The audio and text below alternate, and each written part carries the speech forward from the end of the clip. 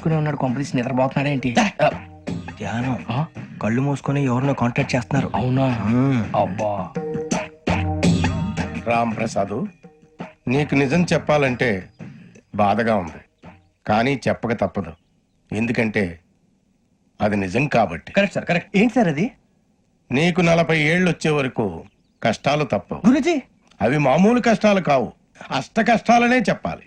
ఉదాహరణకు అవి ఎలా ఉంటాయంటే, దొరక్క నీకు ఫుడ్ దొరికితే అది నీ నోటికందే లోగా నీ కాలో నీ చెయ్యో తగిలే మట్టిపాలైపోతుంది. నీ వాకలికి తట్టుకోలేక అప్పు కోసం ఎండను పడి వెళితే అక్కడ తాళం వేసి ఉంటుంది. మరో కఠోరమైన నిజమేమిటంటే, నీ దరిద్రాన్ని చూసి భరించలేక నీ భార్య లేచి వెళ్ళిపోతుంది. ఒక్కతేనా ఎవరితోనన్నా? తప్పు. అతని దురదృష్టాన్ని చూసి ఎగతాళి చేయకు రమణ. Sorry sir. ఇదయ్యా రాంప్రసాద్, నువ్వు ఈ 40 ఏళ్ళు ఈ నరకాన్ని అనుభవించక తప్పదు. 40 ఏళ్ళు తర్వాత అలవాటైపోతుంది. ఇక నువ్వు వెళ్ళొచ్చు. ఏమో వెంకటేశ్వరరావు, కులాసైనా రమ్మన్నారట. నీకు శుభవార్త చెబుదామని పిలిపించాను. ఏంటి గురుజీ? నీకు శుక్రమహాదశ ప్రారంభం అవబోతుంది. అంటే శనిగారు సైడ్ అయిపోయినట్టేనా? ఆల్మోస్ట్ అయిపోయినట్టే. మీరంతా టోపీలు పెట్టుకునే ఉద్యోగాలు కూడా చేసుకుంటారు. ఇప్పటిదాకా మేమందరికీ టోపీలు పెట్టాం గానీ మాకు మేమే టోపీలు పెట్టుకుంటాం ఎప్పుడు అనుకోలేదు గురుజీ. అదే విధి. మరి ఇప్పుడు బిల్ల బంటోతు నుంచి బీట్ కానిస్టేబుల్ వరకు అందరికి నెత్తిమి టోపీలు ఉంటాయి. అందులో ఏ ఉద్యోగం? ఎస్ఐ గారు కూడా టోపీ పెట్టుకుంటారు తెలదా? ఏది మన చదివే చదువులకు ఎస్ఐ ఉద్యోగాలు ఇస్తారేంటి? గ్రహాలు శాసిస్తున్నప్పుడు చదువులతో పని లేదు. ఏబిసిడీలు చదివినా చాలు మీ జీవితాలు విచిత్రమైన మలుపులు తిరుగుతాయి. మీకు విపరీతమైన ఫాలోయింగ్ వచ్చేస్తుంది. మీరు చాలా ఫేమస్ అయిపోతారు. వింటానికి చాలా బాగుంది. ఇప్పుడు మమ్మల్ని ఏం చేయమంటారు గురూజీ? ఏమీ చెయ్యదు, వెయిట్ చేయండి. కాలం కలిసి వస్తే అదృష్టమే మిమ్మల్ని గేలం వేసి పట్టుకుంటుంది. అంతవరకు వెయిట్ చేయండి. వెయిట్ చేసి కొంచెం వెయిట్ కూడా పెరిగింది. అయినా పర్వాలేదు, వెయిట్ చేస్తాం. అందాక ఏ అప్పు సపోర్ట్ చేసుకుని తాగుతాం, బ్రతుకుతాం అన్నట్టు. అప్పు అంటే గుర్తొచ్చింది. అప్పు మీద మీ అభిప్రాయం ఏంటి గురూజీ? ఏంటరా కింద నుంచి మీకు ఎదుగుతున్నాను రా. ఇక్కడేం చేస్తున్నారు? మన టైం బాగుందిరా. ఎవడన్నా అప్పిస్తున్నాడా ఏంటి? కాదురా, ఉద్యోగాలు ఇస్తారమ్మన్నాడు గురూజీ. చూసారా, చౌదరిగా చెప్పింది నిజమే. మరి శుక్రమాదేశ్ మొదలైంది. ఇంతకీ ఎవరా మహానుభావుడు?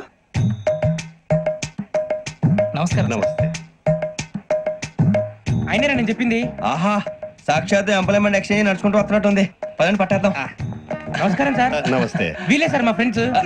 నమస్తే. నేను చెప్పానుగా భగవాన్ గారు. ఆహా, పేర్లోనే దేవుడు ఉన్నాడు. లోపల కూడా పాజిటివ్ థింకింగ్ ఎక్కువ. ఇంతకీ మీరు ఇండియానా చైనీసా? India sir. మా ఫేస్ చూస్తారు అనిపించలేదు మీకు? భలే కామెడీ ఫీల్ అలా ఉన్నాడు. అవును సార్. నేను అడిగేది ఇండియన్ రెస్టారెంటా చైనీస్ రెస్టారెంటా అని.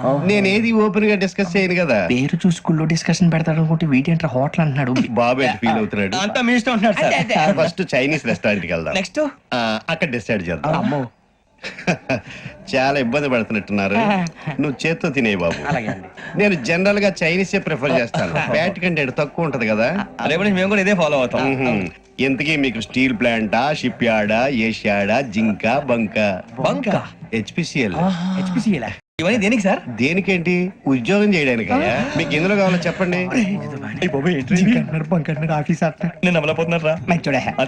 ఏంటయ్యా డిస్కషన్స్? మాకు నీ ఛాయిస్లు ఉంటాయి అనుకోలేదు. మీరు సడన్ గా జింకు బంకు అంటే సింక్ అవడానికి కొంచెం టైం పట్టింది. అదే అదే జేసీ గారు టోపీలు పెట్టుకుని ఉద్యోగం అన్నారుగా. వీటిలో టోపులు పెట్టుకునే జాబ్లు ఎక్కడ ఉన్నాయండి? అన్నిటిలోనే ఉంటాయి, వాటిలో కూడా ఉంటాయి. వాచ్మెన్ ఉద్యోగం కావాలా? ఇంతకీ మీరు అనే జాబ్ ఏంటి సార్? నేను చెప్పేది టోపులు పెట్టుకునే ఉద్యోగం కాదు, టైల్ కట్టుకునే ఉద్యోగం. అది టైల్ కట్టుకోవటం మాకు రాదు. వాళ్ళు కడతారులే. ఇంతకీ మీకు జిఎం కావాలనా, ఏ జిఎం కావాలనా? అట్లా పిలుస్తున్నాడు చూడు బాబు.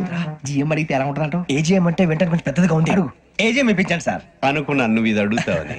జిఎం అంటే జనరల్ మేనేజర్, ఏజిఎం అంటే అసిస్టెంట్ జనరల్ మేనేజర్. తూచండి, మాకు జిఎంఏ కావాలి సార్. అది సరే కానీ భగవాన్ జీ, ఈ ఉద్యోగాలకి టోపులు పెట్టుకుని వెళ్ళొచ్చా? నీ ఇష్టం వచ్చినట్టు వెళ్ళొచ్చమ్మా. అయితే నాకు జింక్ లో నాకు స్టీల్ ప్లేట్ నాకు బంకులో గానీ కన్ఫ్యూజ్ చేయగానే ఆయన్ని అందరికీ ఒక చోట ఇప్పించండి సార్. కలిసి పని చేసుకుంటాం. జీతం ఎంతండి? 30,000 అంటే 40,000. వడ్డీ ఎంత? అప్పు కాదయ్యా, నీకు ఇచ్చే జీతం. అంటే తిరిగి ఒక్కలేదా? ఫ్రస్ట్రేషన్ లో ఉన్నట్టున్నాడు. అవునండి. నువ్వు ఇచ్చిన వాళ్ళు తీసుకోరు. మాకు అవసరం కూడా అదే. అంతేకాదు ప్రతి నెల గ్రాట్యుటీ, పిఎఫ్, సిఎఫ్. బియ్యం కూడా సార్? ఏ నువ్వు యాక్ట్ చేస్తావా? భగవాన్ జీ, మీరు ఇదంతా ఎందుకు చేస్తున్నారు? ఊరికే మాత్రం కాదు, నేను మంచోడని చెప్పి నా కారు పెట్రోల్ లేకుండా వెళ్తుందా? వెళ్దాం. నేను ఇచ్చుకోవాల్సినవి ఉంటాయి కదా. ఇలా చూడు, ఆ. అందుకని ఉద్యోగానికి వాళ్ళ ఆకారం తీసుకుంటా. మా గెటబుల్ చూసి మీరు అపార్థం చేసుకుంటున్నారు. మాకంత పొజిషన్ లేదండి బాబు. పోనీ నలుగురు కలిసి ఉద్యోగం చేసుకోవచ్చా? మీ దరిద్రం నాకు అర్థమైంది. థ్యాంక్స్. మీ నలుగురు కలిసి ఓ ₹1,00,000 ఇవ్వండి చాలు. నేను నమ్మనరా, డబ్బుల విషయంలో అసలు నమ్మను. నాన్నగారు మీరు అలా అంటాం భావ్యం కాదు. ఏదో జేసీ గారి సిఫార్సు వల్ల శని గారు సైడ్ అయ్యి శుక్రవారం దేశం మొదలైంది. ఉద్యోగం దానంతటి అదే వెతుకుంటూ వచ్చింది. అందుకని ఇంకేం కావాలో చెప్పండి. స్టీల్ ప్లాంట్ లో జీఎం అని పెద్ద పోస్ట్ అమ్మా. జీతం 30,000, నెల నెల ప్రమోషన్లు, సిఎఫ్లు, డిఎఫ్లు, పిఎఫ్లు, బిఎఫ్లు. ఇవన్నీ నువ్వు చదివిన చదువుకే. అబ్బాబే దీనికి చదువుకి సంబంధం లేదండి. చెప్పాను కదా శుక్ర మహాదశ. అది దాని పవర్ అనుకోండి, ఎఫెక్ట్ ఈ అనుకోండి. రోజుల్లో కూడా గ్రహాలు ఎట్లా nonsense? అబ్బా ఏంటండి వాడన్న ప్రతిదాన్ని ఇలా కొట్టి పడేస్తారు. చిన్నప్పటి నుంచి లక్షలకు లక్షలు పోస్ట్ చదివించారు. ఎహె, అమ్మా నువ్వు లేని పోనీ పెట్టుకో. లక్షలు ఎక్కడైనా ఊరుకోరా, మాట వరుస కదాలే. ఒక 25,000 ఇస్తే వాడి జీవితం సెటిల్ అయిపోతుంది అంటున్నాడుక. అంతగా ఆలోచిస్తారేంటండి? అమ్మా నాకు ఉద్యోగం రాగానే మీ అందరినీ స్టీల్ ప్లాంట్ షిఫ్ట్ చేస్తే ఓకే. నువ్వు చెప్పేదంతా కరెక్టేనా? నాన్నగారు మీకు అంత అనుమానం అది ఇవ్వకండి. సర్లే, ఇప్పటికిప్పుడు అంత డబ్బంటే కష్టం గానీ నా కెనటిక్ హోండా అమ్మాలి. నాకు తెలుసు మీరు ఆ నిర్ణయం తీసుకుంటారని, అందుకే పార్టీని పట్టుకొచ్చాను. బయట waiting.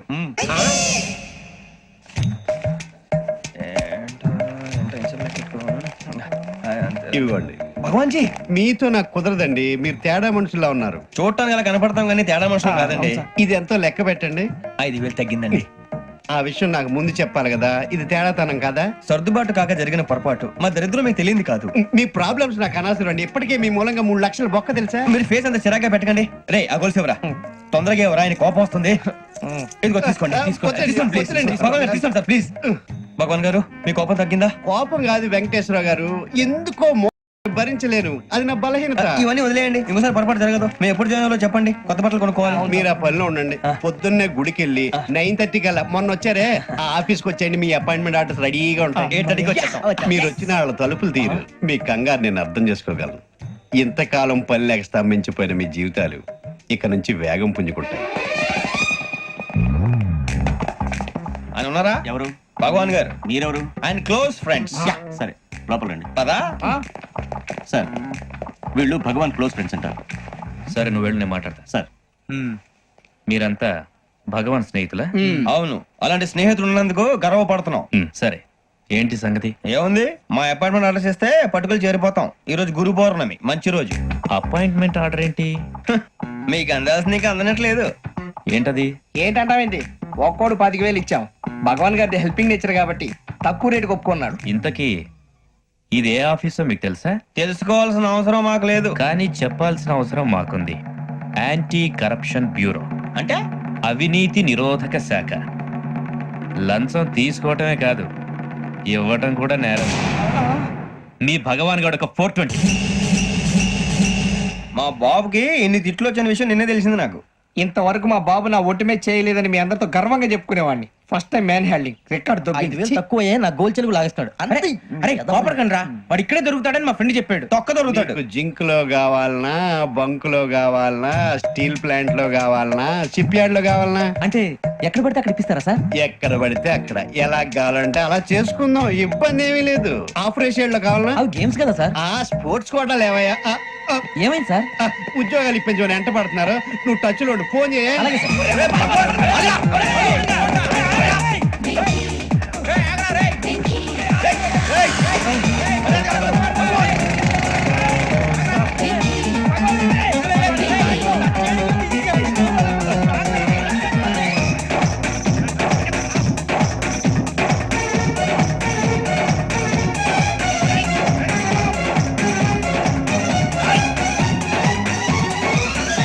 On your mark set go.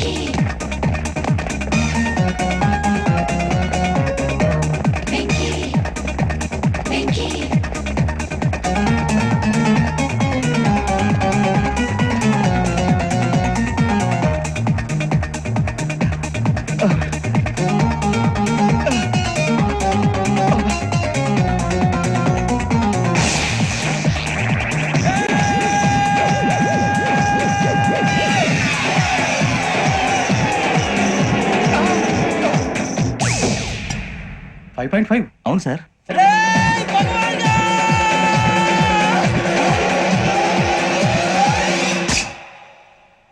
Great.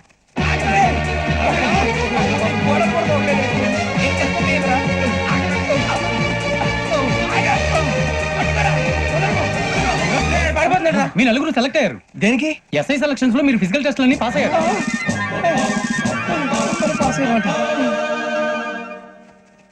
కానీ మేము అప్లై చేయలేదు సార్. అప్లై చేయలేదా? చేయి వదలకండి సార్, కాలు పట్టుకోవాల్సి వస్తుంది. రాగరాకు వచ్చిన అవకాశం. సరే, మీరంతా డిగ్రీలు పాస్ అయ్యారా? ఎప్పుడో. ఓకే, ఇప్పుడు అప్లై చేయండి. Thank you sir. నేను మేనేజ్ చేస్తాను. Thank you sir. మీరు రిటర్న్ టెస్ట్ ప్రిపేర్ అలాగే సార్. All the best.